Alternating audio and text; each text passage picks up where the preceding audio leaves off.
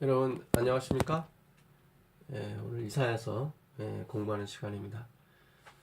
오늘 이사야서 36장 그리고 37장 공부하도록 하겠습니다. 36장부터 39장까지는 히스기야의 왕의 역사에 대해서 기술하고 있습니다. 36장, 37장은 히스기야 왕 14년에 아수르 사내립으로부터 공격을 받는 하나님께서 구해 주시는 그런 장면이고, 같은 해에 또 히스기야가 죽을 병이 걸리게 됩니다. 그래서 하나님께서 15년을 더 살게 해주시죠. 그게 38장 39장 그리고 바벨론과 손을 잡음으로써 하나님과 믿음의 손을 놔버리는 그런 또 엄청난 실수를 또 하게 되는 장면이 나오게 됩니다. 그래서 그 이사야서 7장에서는 그 아수르의 르신과 사마리아 이스라엘의 르말라의 아들 베가가 침공을 하죠. 아하스 왕 때, 그러니까 히스기야의 아버지 아하스 왕 때. 그리고 722년에 그러니까 히스기야 6년에 그 이스라엘이 결국 살만에셀에 의해서 아수르에 의해서 함락이 되고 멸망을 하게 됩니다. 그걸 보고 히스기야가 이제 종교 개혁을 일으키죠. 산당을 부수고 오직 하나님만을 의지하고 살아가는 와중에 결국 사네립이 그의 군대를 이끌고 유다까지 멸망시키기 위해서 내려오게 됩니다. 그러면서 이제 하나님의 백성들을 모욕하고 이스라엘 왕들을 모욕하고 유다 왕 히스기야를 모욕하는, 더군다나 하나님까지 모욕하는 그런 말을 하게 되죠. 그래서 열왕기하 18장에 보게 되면 그 히스기야가 사네립이 쳐들어오므로 벌벌 떨죠. 그래서 뭐 성전에 있는 금, 뭐 자기 창고, 보물 창고에 있는 금들을 다 심지어 기둥에 있는, 하나님의 성전에 있는 기둥에 있는 금까지 벗겨서 주게 되죠. 그래도 물러가지 않습니다. 왜냐하면 이 모든 일이 하나님으로 말미암아 왔거든요. 이사야 22장 11절에 그들이 들어오고 나가고 쳐들어오고 물러가고 하는 것이 다 하나님의 손에 작정이 된 일이었습니다. 그래서 하나님만을 쳐다봐야 됐었는데 히스기야가 약한 모습을 또 보이게 되죠. 그러나 다시 믿음을 세우고 하나님께 부르짖음으로 말미암아 하나님께서 약속을 성취하는 모습을 그에게 보여주시게 됩니다. 히스기야 왕 14년에 아수르 왕 사네립이 올라와서 유다의 모든 견고한 성을 쳐서 취하니라. 파죽지세로 예루살렘을 향해서 내려오게 됩니다. 아수르 왕이 라기스에서부터 랍사게를 예루살렘으로 보내되, 이 랍사게는 그 아수르의 국내 대신, 그러니까 사네립의 그 시종 장관이 역할을 하는 사람이었습니다. 이 사람은 유다 방언에도 아주 능통한 사람이었고 아람 방언에도 능통한 사람이었습니다. 대군을 거느리고 히스기야 왕에게로 가게 하매 그가 윈무 수도 곁 세탁자의 밭 큰 길에 섬에, 그 예루살렘에는 그러니까 오늘날 따지면 수도와 같은 그런 역할을 하는 못들이 있었습니다. 요한복음 5장 베네스다 연못이 있었죠. 그런 밑에 양문 곁에 있는 못이었습니다. 위의 물에서 이렇게 흘러 내려와서 밑에 있는 물로 오는 거죠. 그때 물이 동하게 되면 그때 처음 들어간 사람은 고침을 받는다는 그런 전설이 내려오고 있었습니다. 그래서 그 양문 곁에 있었기 때문에 양들이 그곳에서 씻고 이렇게 하나님께 드림받았었던 곳이 베데스다 연못이었고, 그 위에 윗못이 있었죠. 세탁자의 밭이라고 하는 큰 길가에 랍사게가 군대를 이끌고 서게 되었습니다. 힐기야의 아들 왕궁 맡은 자 엘리야김과 서기관 셈나와 아삽의 아들 사관, 사관은 역사, 역사를 지피라는 그런 장관이었습니다. 요아가 그에게 나아가니라. 랍사게가 그들에게 이르되 이제 히스기야에게 말하라. 대왕 아수르 왕이 이같이 말씀하시기를 내가 믿는 바 그 믿는 것이 무엇이냐? 너가 애굽을 믿고 있느냐? 애굽은 너희를 찌르는 가시에 불과하다. 그리고 또 너희가 하나님 믿고 있느냐? 우리 왕이 무찌르지 않은 신들이 없었다. 우리 왕이 믿는 신이 최고다. 그러면서 아주 유다에 대해서 모욕을 가하게 됩니다. 너희들의 형제 이스라엘도 우리가 다 쳐서 멸망시키지 않았느냐. 아주 랍사게가 전궁을 찌르면서 그 히스기야가 보낸 그 사자 3명, 그 엘리야김 국내 대신이었죠.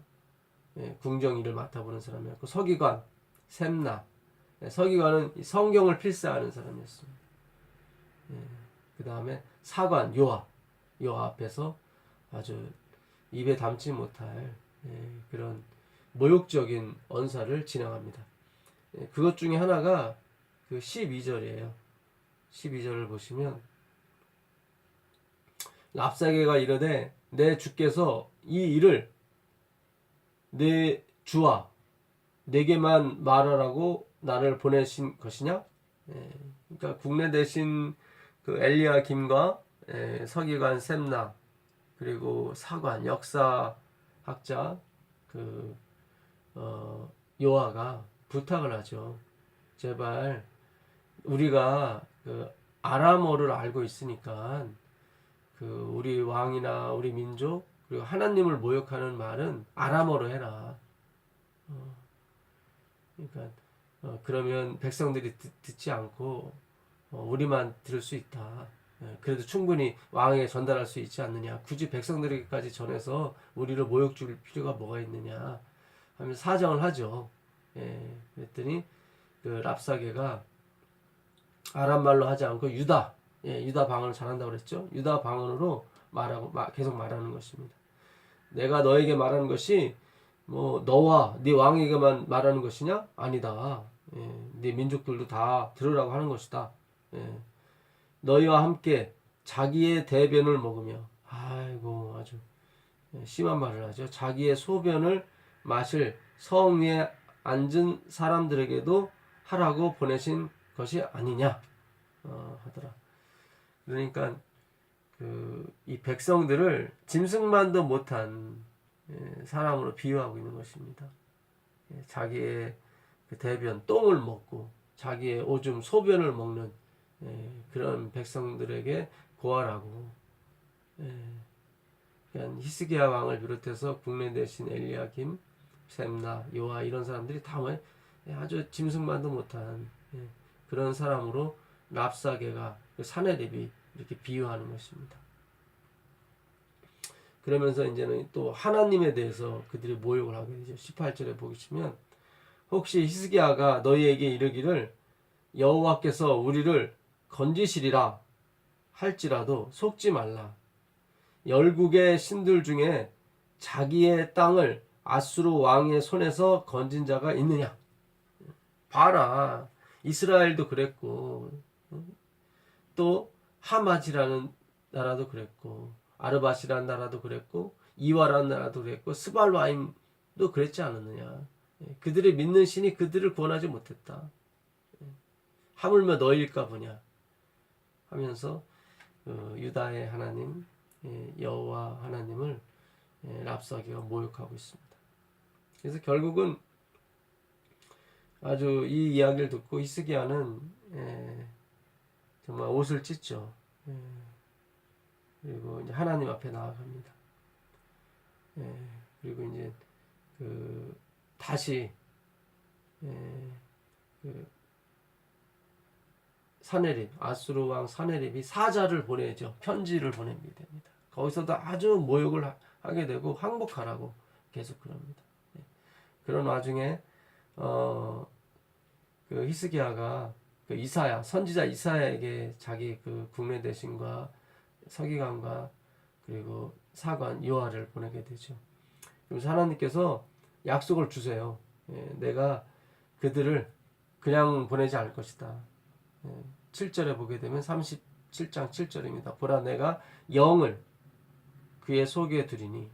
그러니까 이 하나님의 말씀이죠. 결국 말씀이 하나님의 검이거든요. 보라 내가 영을 그의 속에 두리니 그가 소문을 듣고, 하나님의 말씀입니다. 결국 소문을 듣고 그의 고국으로 돌아갈 것이며, 또 내가 그를 그의 고국에서 칼에 죽게 하리라 하셨느니라. 그래서 그 히스기야가 보낸 사자들에게 하나님께서 약속을 주십니다. 내가 그들을 반드시 멸하게 될 것이다. 그가 얼굴이 뜨끈해져서 가게 될 것이다. 열왕기하에 보게 되면 그렇게 나와 있습니다. 그래서 결국 그들이 멸망하게 되지만 그들은 이걸 잘 모르죠. 그래서 아수르 왕이 다시 이 사자를 보내서 항복을 하라고 편지를 보냅니다. 그 편지를 히스기야가 다시 읽게 되죠. 그게 11절부터 있는 내용입니다.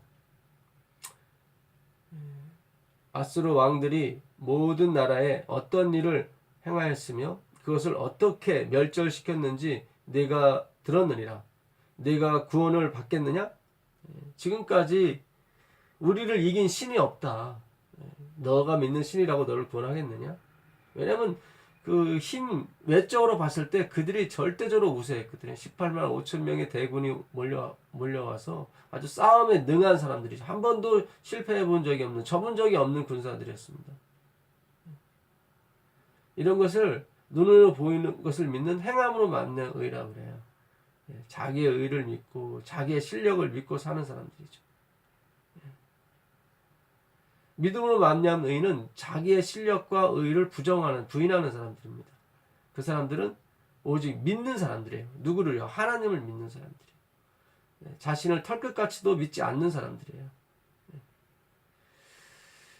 나의 조상들이 멸하신 열방, 고산과 하란과 리셈과 및 둘리살에 있는 에덴 자손을 그 나라들의 신들이 건졌느냐? 봐라, 나뿐만 아니라 우리 조상들이 물리친 나라들을 다 열거하면서 그들이 믿던 신이 그들을 건졌느냐? 그렇지 못했지 않느냐? 하맛 왕과 아르밧 왕과 스바엘 성의 왕과 헤나 왕과 이와 왕이 어디 있느냐? 그러니까 그들이 그들 주변에 있는 이 5개의 왕을 복속시켰죠. 스발와임, 이와, 하만, 아르밧 이런 사람들의 그를 어디다 이주시켰습니까? 사마리아 성을. 열왕기하 17장에 가보시면 사마리아 성에 이주를 시킵니다. 그리고 거기서 하나님을 가리키죠. 그래서 그들이 하나님도 배우고 자기 신도 배우고 이 짬뽕 믿음을 갖게 됩니다. 그리고 행위의 신앙과 믿음의 신앙을 같이 동시에 하게 되죠.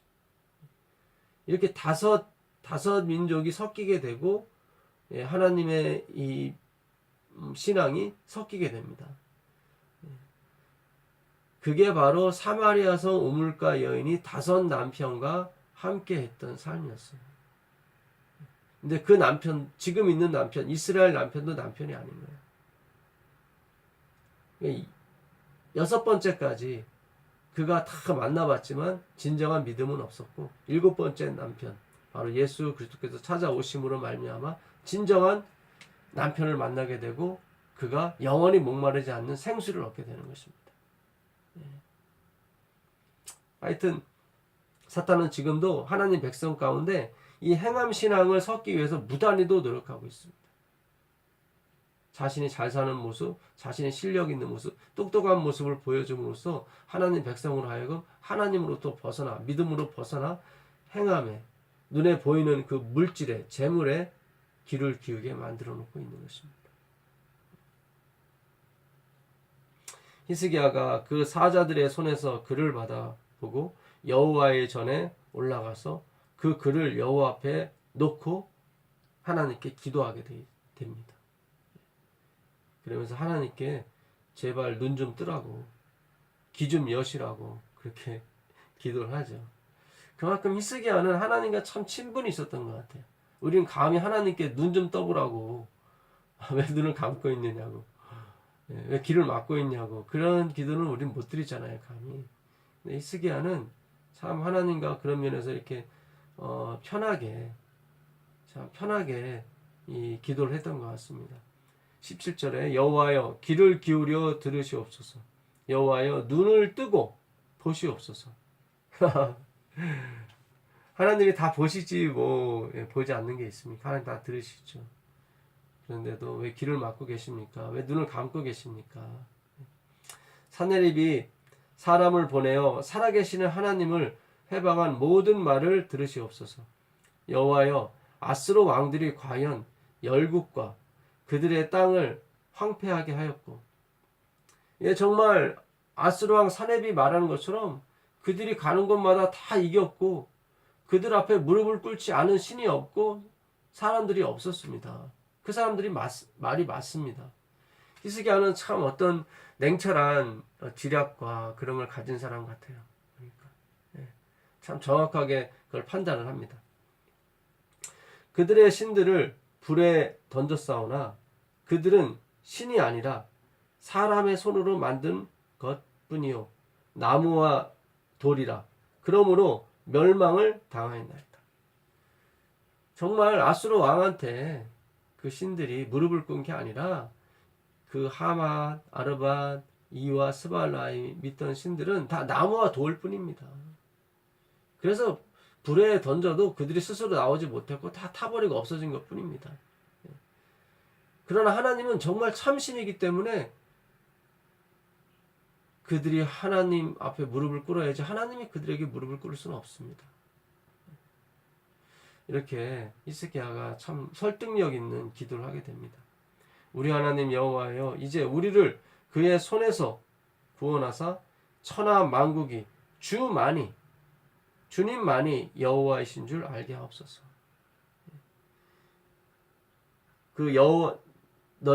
내가 여호와인 줄 알리라. 이 말씀이 가장 많은 데가 에스겔서예요. 에스겔서고 그 다음에 에레미야, 이사야서 이렇게 되어 있습니다.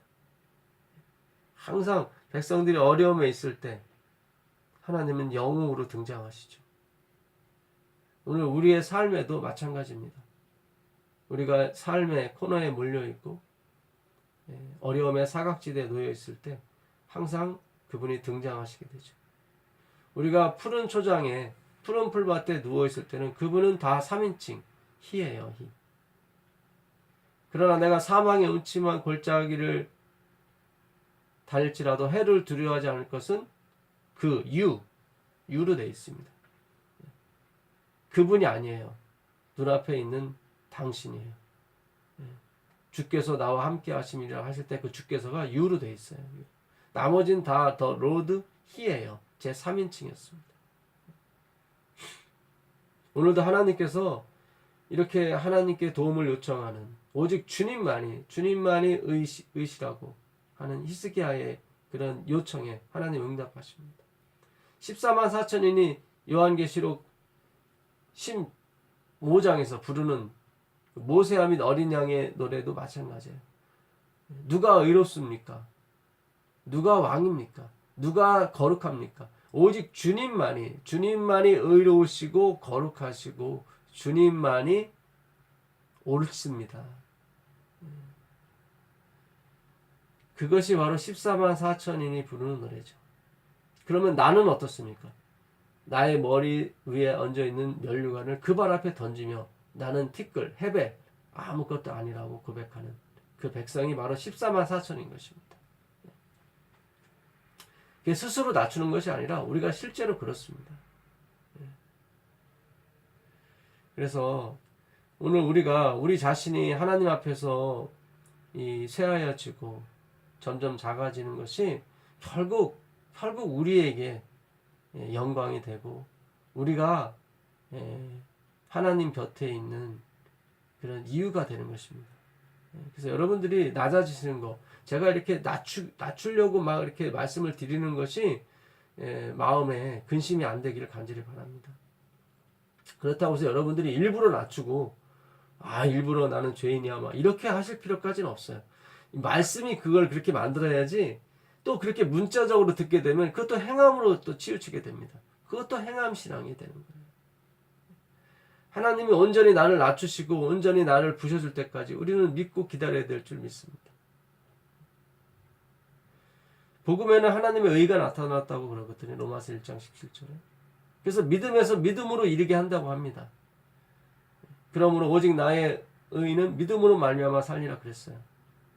복음에는 하나님의 의가 나타나서 하나님의 의가 주어예요. 하나님의 의가 우리를 믿음에서 믿음으로 시작해서 믿음으로 가게. 그래서 결국 우리가 믿음으로 사실 모든 사람이 믿으면 구원을 얻는 것이 아니라 하나님의 의를 가진 사람이 결국 믿게 돼 있고 구원을 얻게 돼 있습니다. 그래서 하나님의 의가 주어예요. 믿음이 주어가 아니라. 그래서 여러분들이 하나님의 의 대신 하나님의 의를 이루신 그 그리스도 율법의 마침이 된 예수님에 대해서 아셔야 됩니다. 예수님을 아는 자만이 그 새 예루살렘 진주문을 통과할 수 있는 것입니다. 참 하나님과 그의 보내신 자 예수 그리스도를 아는 거예요. 이 메타노에오, 회개하라는 말도 하나님의 마음, perceive oneself mind예요. 하나님의 마음을, 그 초월자의 마음을 아는 거예요. 그분이 얼마나 인애가 많고 성실하시고 진실하시며 약속을 이루기에 아주 빠르신지, 아주 정확하신지 그걸 우리가 아는 것입니다. 그분의 신실함을 아는 거죠. 그것이 회개인 것입니다. 그래서 하나님의 의를 가지려고 여러분 노력하십시오. 자꾸 믿어야지 그런 것이 아니라 그것도 행함으로 될 수가 있어요. 믿음 자체가 또 하나의 우상이 될 수가 있습니다. 그래서 하나님께서 26절에 그 히스기야의 믿음에 하나님께서 응답하시죠. 내가 어찌하여 듣지 못하였느냐. 이게 지금 아수르 왕 사네립에게 하신 말씀이에요. 예수님께서. 이 일들은 내가 태초부터 행한 바요. 상고부터 정한 바로서 이제 내가 이루어 내가 경공한 성읍들을 헐어 돌무더기가 되게 하였노라. 네가 가는 곳마다 하맛과 아르밧과 이야와 스발와임 그런 곳에 가서 네가 백전백승하고 그들의 무릎을 꿇게 한 것이 내가 태초부터 정했다. 그러니까 네가 힘을 길러서 그렇게 된 것 같지만 내가 태초부터 정했기 때문에, 내가 작정했기 때문에 내가 그렇게 된 것이다. 저희 교회 노년에 계신 집사님이 계신데 그 두 아드님 키가 상당히 커요. 1m 90에 가까워. 왜 그런가 했더니 그 집사님의 남편분이 키가 1m 90 가까이 돼요. 근데 그 자녀가 그렇게 큰 것은 아버지가 그렇기 때문에 그런 것입니다. 그 자녀가 노력하고 그 자녀가 뭐가 좋아서 그런 게 아니라 아버지가 그런 유전 인자를 물려줬기 때문에 그 자녀가 그렇게 큰 거예요.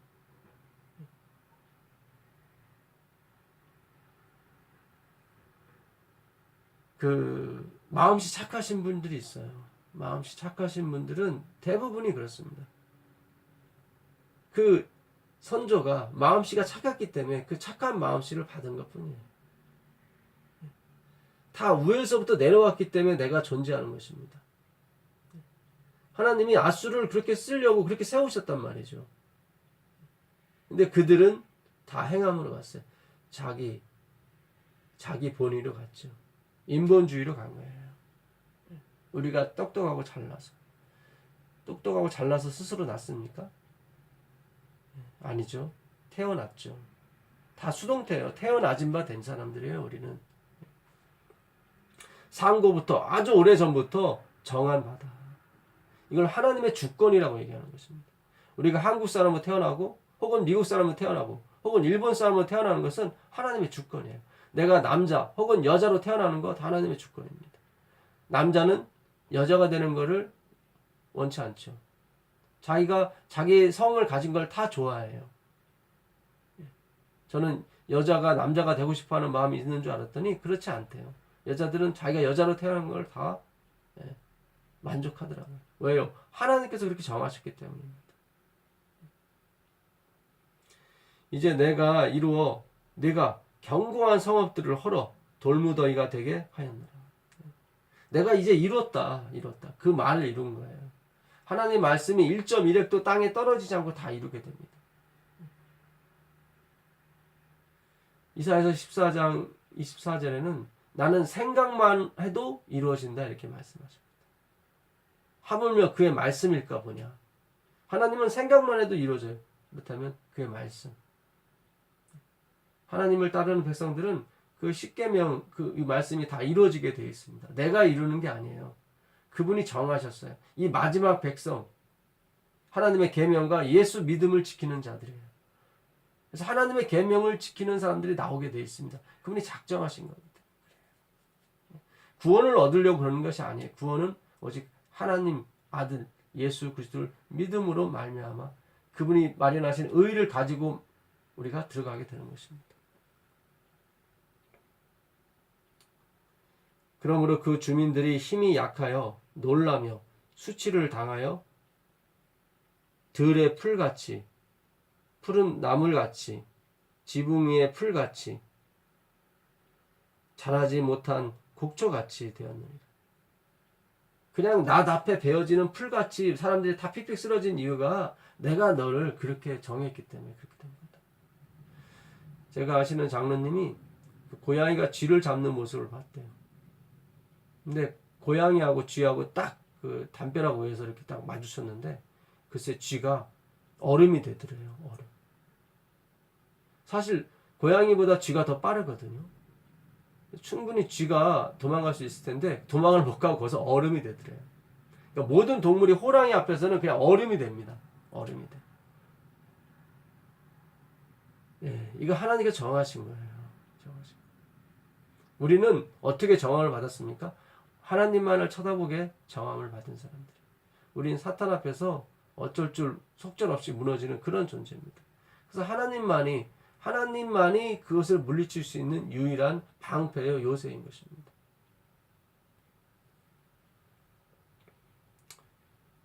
네 거처와 네 초립과 네가 나를 거슬려 분노함을 내가 아노라.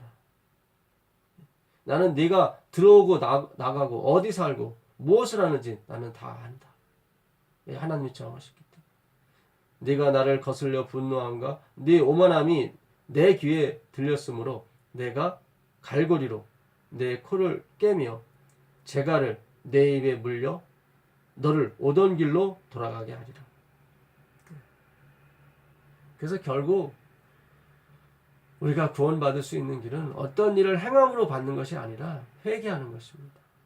이렇게 하나님께서 사내립에게 이런 말씀, 네가 어떤 길로 오고 네가 누구를 물리치고 이렇게 하나님께 다 말씀해 주셨잖아요. 그걸 듣고 회개하면 되는 거예요. 고레스는 그러잖아요. 고레스는 다니엘로부터 자기가 어떻게 자기 이름이 이미 200년 전에 하나님께서 이사야서를 통해서 45장 1절이요. 자기 이름까지 정해주신 걸 알게 되죠. 그리고 그가 에스라 1장 이하에 그걸 인정하게 됩니다. 아, 이 세상에 있는 모든 열국을 하나님께서 나한테 주신 허락하신 것 뿐이다. 그러므로 너희 이스라엘 백성아 돌아가라. 돌아가서 하나님의 전을 지어라. 그러나 사내립은 고레스와 같지 아니하고 하나님을 인정하는 이 말씀에 그가 거역을 하게 되는 거죠. 그래서 우리가 하나님의 주권에 관해서는 이사야서가 많은 부분에 대해서 나옵니다. 이사야서 10장 22절 가보시면 여기도 하나님의 작정에 대해서 나오죠. 이스라엘이여 네 백성이 바다의 모래 같을지라도 남은 자만 돌아오리라. 넘치는 공의로 파멸이 작정되었습니다. 그러니까 이스라엘 백성수가 바다 모래 같을지라도 누군 자만이 작정된 자만 남은 자만 돌아오게 되어 있습니다. 이미 작정된 파멸을 주 만군의 여호와께서 온 세계 중에 끝까지 행하시리라. 하나님이 작정된 일을 어떻게 끝까지 행하세요. 끝까지. 이 남은 자, 이스라엘 백성이 바다의 모래 같을지라도 이 남은 자는 누굽니까? 남은 자. 그 15절에 보시면 이들이 왜 파멸이 작정됐는지 나와요. 도끼가 어찌 찍는 자에게 스스로 자랑하겠으며 톱이 어찌 켜는 자에게 스스로 큰 체하겠냐. 이는 막대기가 자기를 드는 자를 움직이려 하려 하며 몽둥이가 나무 아닌 사람을 들려함과 같으니라. 도끼가 톱이 어찌 찍는 자 켜는 자를 향해서 나 아니었으면 어떻게 이거 했어? 이렇게 말할 수 없다는 거죠. 도끼는 누가 만들었고 톱은 누가 만들었고 막대기 몽둥이는 누가 만들었습니까? 그걸 휘두르는 사람이 만들었죠. 그들은 자기 행위에 부한 사람들이었어요. 이스라엘 하나님을 믿는 자들의 수가 바다모래 같을지라도 오늘날 기독교인이 바다모래 같을지라도 그렇게 스스로 자기를 인정하고 하나님의 구원에 자기의 행위를 집어넣으려고 하는 입술로만 하나님을 경배하고 행함으로는 자기를 존중시키는 그런 백성들이 너무 많습니다. 사실은 하나님께서 그거는 파멸이 작정됐다고 말씀하십니다. 그래서 하나님께서 우리에게 가난을 요구하시는 것입니다. 가난. 또 물질적인 가난을 말씀드리는 게 아니에요. 영적인 가난이에요. 하루라도 하나님의 말씀이 들어오지 않으면 살 수 없는 우리 인간들입니다. 하나님 안에서 늘 보존되는 사람들이 하나님의 능력으로 보존되는 사람들이 바로 저희인 것입니다.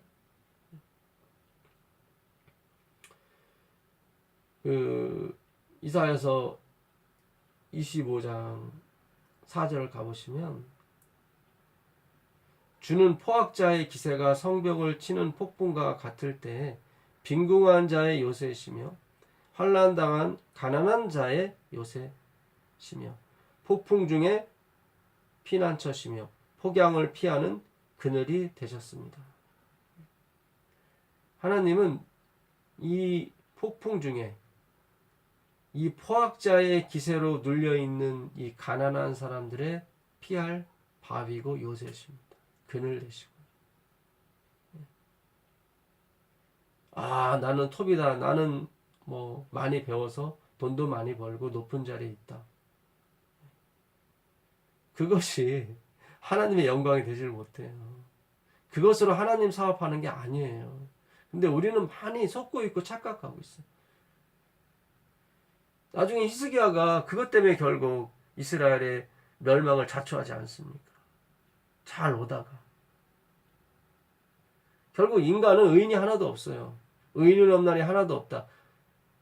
그 헬라어의 그 문법 자체가 지금도 없지만 앞으로도 영원히 없다는 뜻이에요. 의인은 없나니 하나도 없다. 지금도 없지만 앞으로도 없어요. 예수님과 함께하는 의인은 있어요. 그러나 홀로 존재하는 의인은 없습니다. 결국 그 의가 우리의 의가 아니라 예수님의 의라, 하나님의 의라는 뜻이죠.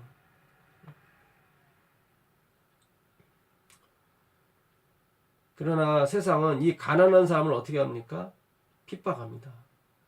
32장 7절에 가보시면 그 악한 자, 악한 자는 그 그릇이 악하여 악한 계획을 세워 거짓말로 가련한 자를 멸하며 가난한 자가 말을 바르게 할지라도 그리합니다. 이 가난한 자가 우린 정말 티끌 같다. 우리는 아무것도 아니다. 우리가 할 수 있는 것이 무엇이니? 이렇게 하면 받아들이면 좋은데 그들의 말을 무시합니다. 결국 에레미야가 그랬고 침례 요한이 그랬고 다 변두리에 있는 사람들이에요. 그 당시 기득권 세력이 아니에요. 심령이 가난한 사람은 욕심을 많이 부리지 않거든요. 어떤 권력욕, 높은 자리로 가려고 하는 그런 마음이 없죠. 물론 전혀 없질 않습니다. 다 있습니다. 그러나 그걸 깨닫게 됩니다. 아, 나는 권력욕이 있는 사람이구나. 나는 재물욕이 있는 사람이구나. 나는 명예욕이 있는 사람이구나. 그래서 결국 자기가 자기를 인정하게 되죠. 아, 나는 역시 나승이구나. 그렇게 됨으로써 자기가 이렇게 먼지가 되고 티끌이 됨으로써 없다는 표현을 제가 드리는 말씀입니다. 있어요. 있는데 그 있는 걸 인정하는 사람이라 이 말이죠. 그래서 하나님은 칭의로 없다고 인정해 주시는 것입니다. 그래서 우린 끝까지 있어야 됩니다. 있다는 걸 내가 인정해야 됩니다. 그래야 하나님이 끝까지 그 파멸된 작정을 피하게 해주십니다. 이걸 잘못 들으셔서 또 문자적으로 들으시면 우리 행함으로 또 가게 되어 있습니다. 그 사도행전 13장 48절에 가보시면 사도행전 13장 48절에 여기도 하나님의 작정이 나오죠. 이방인들이 듣고 기뻐하여 하나님의 말씀을 찬송하며 영생을 주시기로 작정된 자는 다 믿더라.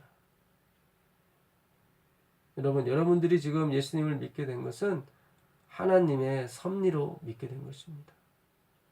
그걸 하나님의 사랑의 주권이라고 얘기하는 것입니다. 에서는 미워했고 야곱은 사랑했기에 여러분들이 하나님의 사랑을 받은 것입니다. 하나님은 천이 있을 것과 귀 있을 그릇 만들 권한이 있으십니다. 천이 있을 것은 거만의 진노의 그릇이라고 그러고요. 귀 있을 그릇은 긍휼의 그릇이라고 해요. 그들은 항상 하나님의 긍휼을 기다리고 하나님의 긍휼을 나눠주는 사람들이죠. 진노의 그릇은 율법은 진노를 이룬다고 해요. 항상 정죄를 합니다. 요셉이 항상 형들을 정죄했었어요. 형들의 잘못을 창세기 37장 2절에 보니까 아버지에게 늘 고했던 사람. 요셉은 자기 첫 아들을 낳았고 이름을 므낫세라고 줬어요. 잊어버리고 싶다. 무슨 일? 아버지 집에서 있었던 모든 일들을 잊어버리고 싶었어요. 율법주의죠. 정죄주의고. 두 번째 아들을 이름을 낳았을 때 에브라임이라고 그랬어요. 에브라스는 베들레헴이라는 뜻이거든. 그 베들레헴은 예수님이 탄생하신 고향입니다. 떡집이죠.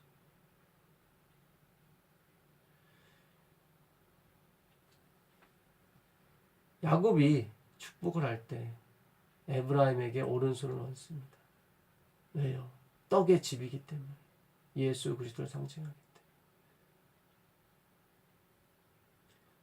우리는 잊어야 됩니다. 그 율법주의, 남을 정죄한 그 진노의 잔이었죠. 천이 쓸 그릇이죠. 그 천이 쓸 그릇이 귀 쓸 그릇으로 바뀌어질 수가 있습니다. 아니, 하나님께서 우리를 다 바꿔놓으셨어요. 그런 새로운 피조물, 생각이 바뀌었다고 얘기하는 것입니다. 율법주의를 버려야 되는 것입니다.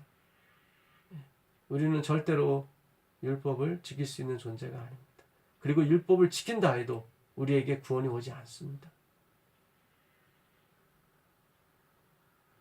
하나님이 작정하신 건 뭐예요?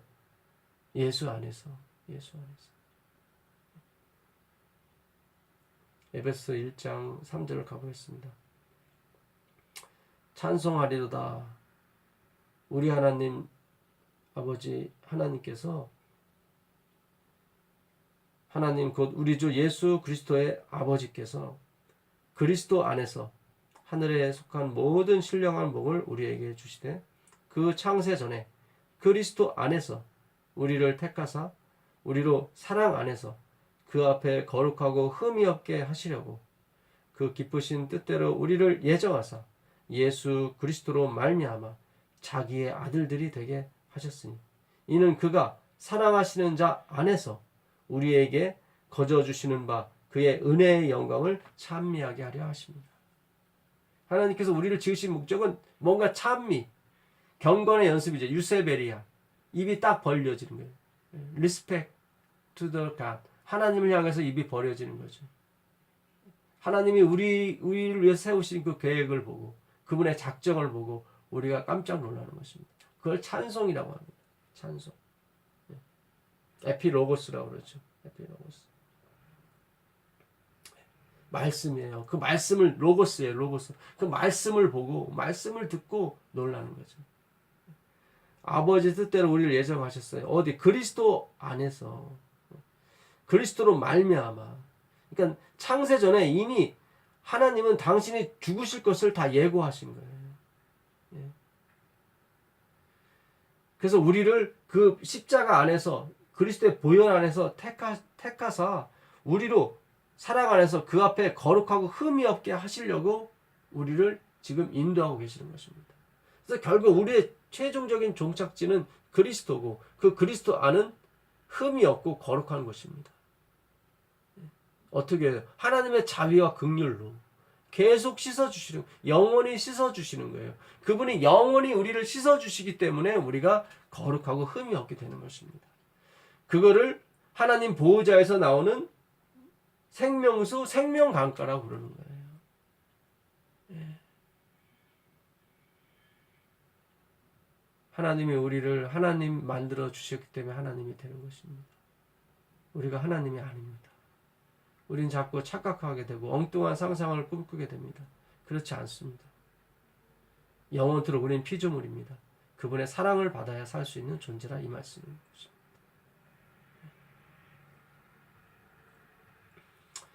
사도행전 18장 10절에 가보시면 거기 또 하나님께서 작정하신 사람들이 나오죠. 그 바울이 고린도를 떠나려고 했을 때 하나님께서 막으시죠. 핍박이 심했는데 내가 너와 함께 있음에 어떤 사람도 너를 대적하여 해롭게 할 자가 없을 것이니 이는 이 성 중에 내 백성이 많습니다. 내가 너를 끝까지 보호할 것이다. 지킬 것이다. 왜냐하면 너가 내 백성, 이 성 안에 있는 내 백성을 불러와야 되기 때문에. 자기가 봤을 때는 아무도 없는 것 같은데 아니야, 있다. 여러분, 우리가 판단해서는 안 됩니다. 분명히 하나님의 백성이 이 성 중에 있는 것입니다. 희망을 잃지 마시고 내 가족, 내 친척, 내 이웃이 다 나한테 등을 돌린 것 같지만 아니에요. 그 중에 하나님 백성이 있는 것입니다. 요한복음에 하나님께서 우리에게 아주 확실한 말씀 주시죠. 37절에 아버지께서 내게 주시는 자는 다 내게로 올 것이요 내게 오는 자는 내가 결코 내쫓지 아니할 것이다. 우리가 예수님께 간 것은 아버지께서 우리를 등 떠밀어서 예수님께 가게 한 것입니다. 내가 하늘에서 내려온 것은 내 뜻을 행하려 함이 아니요 나를 보내신 이의 뜻을 행하려 함이니라. 나를 보내신 이의 뜻은 내게 주신 자 중에서 내가 하나도 잃어버리지 아니하고 마지막 날에 다시 살리는 것이니라. 아버지께서 내게 주신 자들을 내가 하나도 잃어버리지 아니하였습니다. 라고 주님께서 말씀하십니다. 그래서 우리가 구원을 얻는 것입니다. 나를 보내신 아버지께서 이끌지 아니하시면 아무도 내게 올 수 없으니 오는 그를 내가 마지막 날에 다시 살릴 것이다. 44절에 있는 말씀이에요. 아버지께서 우리를 예수님께 보냈습니다. 그래서 예수님께서 우리를 구원하신 것입니다. 65절에 또 이르시되 그러므로 전에 너희에게 말하기를 내 아버지께서 오게 하여 주지 아니하시면 누구든지 내게 올 수가 없다 하였노라 하셨느니라. 내가 다시 한번 말하지만 아버지께서 내게 오지 하지 아니하셨으면 너희가 내게 올 수가 없었다. 그러나 너희 중에 하나는 마귀니라. 가룟 유다를 말하는 거죠. 8장 47절에도 같은 말씀을 하시죠. 여러분 잘 아시는 44절부터 보겠습니다. 너희는 너희 아비 마귀에게서 났으니 너희 아비의 욕심대로 너희도 행하고자 하느니라. 너희 아비는 처음부터 살인한 자고 마귀다. 거짓말장이요. 모든 사람을 속이던 사람이다. 너희가 내게로 오지 않는 것은 너희가 누구에게 속했기 때문에요? 마귀에게 속했고 아버지에게 속하지 않았기 때문이다. 47절에 그렇게 말씀하시죠. 하나님께 속한 자는 하나님의 말씀을 듣나니 너희가 듣지 아니함은 하나님께 속하지 아니하였습니다. 마귀 자식이기 때문에 안 된다는 얘기죠. 이 사건 이후로 예수님은 돌로 맞으려고 그러세요. 그러나 하나님이 지키시죠. 10장 25절도 같은 말씀이에요. 예수께서 대답하시되 내가 너희에게 말하였으되 믿지 아니하도다. 내가 내 아버지의 이름으로 행하는 일들이 나를 증거하는 것이거늘. 그러니까 아버지께서 내 안에서 행하신다는 거죠. 너희가 내 양이 아니므로, 그렇죠, 믿지 아니하는도다. 너희가 내가 이렇게 아버지께서 내 안에서 이렇게 기적을 베풀고 이 은총을 베푸는데도 너희가 믿지 아니하는 것은 내 양이 아니기 때문에, 아버지께서 보내신 자가 아니기 때문에 그런 거다. 여기서도 돌에 맞을 위기에 처해 계십니다. 그래서 이 하나님의 주권론은 아주 굉장히 어떻게 보면은 좀 무섭고 두려운 기별이에요. 함부로 이게 말하기가 쉽지 않습니다. 그래서 하나님의 성령이 충만히 임해야만 우리가 전파할 수 있는 기별 중에 하나입니다. 왜냐하면 그 주권이 하나님께만 있기 때문에 나머지 것들은 아니라고 얘기할 수밖에 없기 때문입니다. 그래서 자신들이 쌓아올린 그런 명성과 명예가 하루아침에 무너지는 것처럼 보이기 때문에 굉장히 싫어요. 그러나 자기의 그 명성과 명예, 자기의 의를 깎아내리기를 기뻐하고 즐거워했던 사람들은 이 기별이 너무 반갑죠. 너무 좋고. 물론 이 기별을 지금 받는다고 해서 구원이 확정되고 그런 건 아닙니다. 안 받는다고 구원이 불확정되고 그런 것도 아닙니다. 구원은 하나님께로부터 나오는 것이기 때문에 몰라요. 히스기야가 이 절대 주권에 대해서 그가 인정을 하지만 결국 나중에 또 바벨론과 손잡잖아요. 사람은 모르는 일이에요. 그래서 우리가 무엇을 믿고 무엇을 행함으로 구원을 얻는 것이 아니라 회개함으로 예수님께서 우리를 구원하시는 것입니다. 회개가 가장 중요한 거예요. 하나님의 마음을 아는 것이 가장 중요한 거예요. 이제 이사야서 37장, 36장 마무리를 짓도록 하겠습니다. 그래서 결국은 아수르 왕 사네립이 그 하나님의 마지막 그 초청의 말씀을 거절하게 되죠. 그래서 결국 그들이 데리고 온 그 18만 5천 명이 하나님의 사자가 내려와서 다 멸하게 됩니다. 37장 36절에 여호와의 사자가 나가서 아수르 진중에서 18만 5천인을 쳤으므로 아침에 일찍이 일어나 본즉 시체뿐이다. 여호와의 사자이신 여호와 누구죠? 예수 그리스도죠. 이 말라크 제사장이란 뜻도 됩니다. 그래서 결국 가난한 자, 히스기야는 가난한 자였죠. 자기 똥을 먹고 자기 오줌을 먹은 자였죠. 그렇게 남에게 무시당했던 사람이었죠. 자기가 가진 것이라고는 자기 죄밖에 없는 그런 사람이었죠.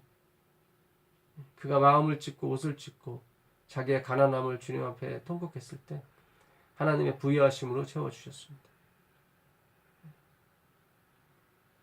이런 모든 일은 바로 하나님께서 자기를 위하고 다윗과의 언약을 생각하심으로 이루게 된 것입니다. 35절에 대저 내가 나를 위하며 내 종 다윗을 위하여 이 성을 보호하며 구원하리라. 그래서 이 모든 일은 사실은 하나님께서 다윗과의 약속, 내가 네 나라를 영원토록 견고하게 하실 거라는 그 약속이죠. 그럼 어떻게 영원히 견고하셨습니까? 지금 뭐 다윗 자손들이 계속 왕노릇 하는 거 아니잖아요. 예수 그리스도로까지 이어졌잖아요. 예수 그리스도께서 영원히 왕노릇 하시잖아요. 결국 그 말씀을 이루셨습니다. 그래서 예수님까지 가는 그 자손을 하나님은 지키셔야만 했고 그 약속을 또 지키셨습니다. 그래서 결코 히스기야의 눈물 때문에, 히스기야의 기도 때문에, 그의 겸비 때문에 이런 일이 이루어진 것이 아니라 겉으로 보기엔 그런 것 같은데 결국 그 하나님의 작정, 결국 하나님의 약속이죠. 내가 이렇게 해주겠다. 우리가 그렇잖아요. 제 딸 은영이한테 아빠가 너 생일날 이 비싼 장난감 사줄게. 이러면 뭐가 돼요? 약속이 돼요. 그리고 나는 은영에게 빚진 자가 됩니다. 내가 말을 했기 때문에. 하나님은 우리에게 빚진 자예요. 당신께서 약속을 하셨거든요. 작정을 하셨거든요. 내가 너를 기필코 구원하고 말겠다. 우리는 그걸 믿는 거예요. 그분의 신실하심, 성실하심을 믿는 거죠. 그것을 믿음이라고 하는 것입니다. 그걸 믿음으로 말미암는 의라고 하는 것입니다. 그 의를 갖고 있는 사람만이 하나님과 화목할 수 있고 하나님과 하나가 될 수 있는 거죠. 그 의가 어떻게 나왔냐면 예수님의 죽음으로 나온 것입니다. 그래서 그 의는 영원히 멸할 수도 없고 없어질 수도 없고 우리 가슴 속에 영원히 새겨질 수밖에 없는 의인 것입니다. 왜요? 하나님의 죽음이 개입이 됐기 때문에 그런 것입니다. 오늘 우리가 이사야서 36장 37장을 살펴봤습니다. 다 읽지 못한 부분들은 성도님께서 다 읽어보시면 아마 훨씬 이해가 빠르실 줄 믿습니다. 그리고 저에게 주신 말씀보다 더 깊은 기별도 깨달을 수 있습니다. 그런 것들을 서로 나눔으로써 우리가 받은 은혜를 더 배가시키게 되길 바라겠습니다. 오늘 하나님께서 이 히스기야와 그 유다 민족을 사네립의 손에서 구원하시는 그런 모습을 보았습니다. 사네립은 철저히 자기 실력과 자기 힘에 의지했던 사람이었습니다. 그러나 히스기야는 철저히 하나님께만 오직 주님만이 의로우시고 주님만이 하나님이시라는 것을 믿고 나갔습니다. 하나님께서 그 영광을 보여주셨고 하나님의 사자가 하나님께서 직접 내려오셔서 그 18만 5천 명을 다 멸하셨습니다. 만약에 작정된 일이 아니라면 그 중에 한 사람이라도 구원 얻을 수 있었을 텐데 18만 5천 명 중에 그렇잖아요. 전도를 해서 네, 아니에요. 하나님은 한 사람도 살려두지 않았습니다. 이것이 사랑입니다. 이것이 구원이에요. 하나님은 이 말씀을 듣는 여러분들을 위해서 애국과 구수를 속량물로 주셨습니다. 그만큼 나는 너를 사랑한다. 그 당시 최고 가는 나라가 애굽이었거든요. 근데 하나님은 그 애굽과 구수를 속량물로 주었다고 말씀하십니다.